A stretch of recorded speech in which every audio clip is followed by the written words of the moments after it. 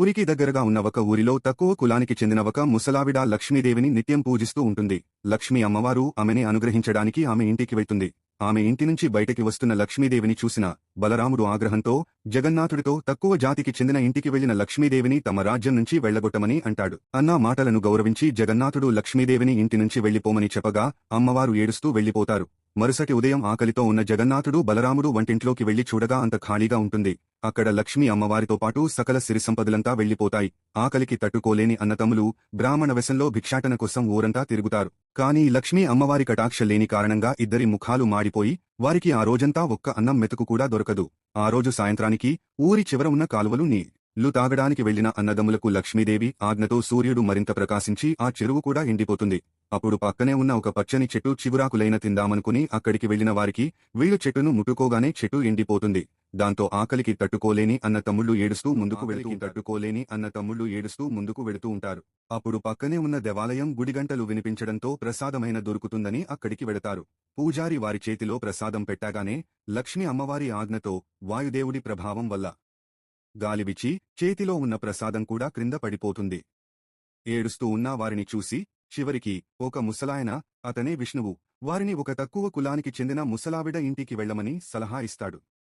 అలాంటి వారి ఇంటికి వెళ్లడం కొంచెం సిగ్గుగా అనిపించినప్పటికీ తమ దుస్థితిని దృష్టిలో పెట్టుకుని వారు ఆ ఇంటికి వెళతారు. ఆవిడ ఇంటికి వెళ్లి చూడగానే బలరాముడు ఆ పెద్ద ఆవిడను గుర్తుపట్టి ఈవిడ తక్కువ కులానికి చెందిన ఆవిడ అని జగన్నాథుడితో చెప్తాడు. ఆ పెద్ద ఆవిడ వంట చేసి అన్నం తినమని వాళ్లకు చెప్పింది. కాని ఆవిడ చేతివంట తినడం ఇష్టంలేని బలరాముడు ఆ పెద్దావిడతో సరుకులు ఇవ్వు, మేము వంట చేసుకుంటాము అని చెప్తాడు.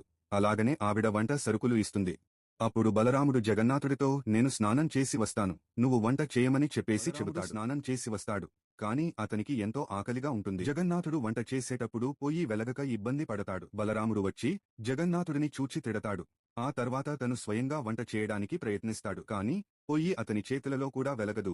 ఇల్లంతా పొగతో నిండిపోతుంది. ఆ పరిస్థితిలో ఇద్దరూ నిస్సహాయంగా ఉంటారు. అది చూసి అందరూ నవ్వుతారు. అప్పుడు ఆ పెద్దావిడకే అన్నం పెట్టమని బలరాముడు కోరతాడు. పెద్దావిడ వారికోసం వండిన అన్నంను వడ్డిస్తుంది. ఆ అన్నం తినేటప్పుడు వారు ఆశ్చర్యపోతారు, ఎందుకంటే అది లక్ష్మీదేవి స్వయంగా వండి పెట్టినట్టుగా ఉంటుంది. తన ద్వారా జరిగిన అపచారానికి క్షమించమని లక్ష్మీదేవిని అడగలేక చివరకు జగన్నాథుడిని లక్ష్మీదేవిని తిరిగి ఇంటికి బ్రాతిమలాడి తీసుకుని రావాలని కోరతాడు. లక్ష్మీదేవి పూరి జగన్నాథుడికి ఆమె కొన్ని కఠినమైన షరతులు పెట్టుతుంది. ఆమె చెప్పినట్లు భక్తుల కులమతాలు చూడకుండానే వారిని ఆలయంలోకి అనుమతించాలి. వారికి నా కటాక్షం పొందేందుకు అడ్డంకులు ఉండకూడదు. జగన్నాథుడు ఈ షరతులను అంగీకరిస్తాడు.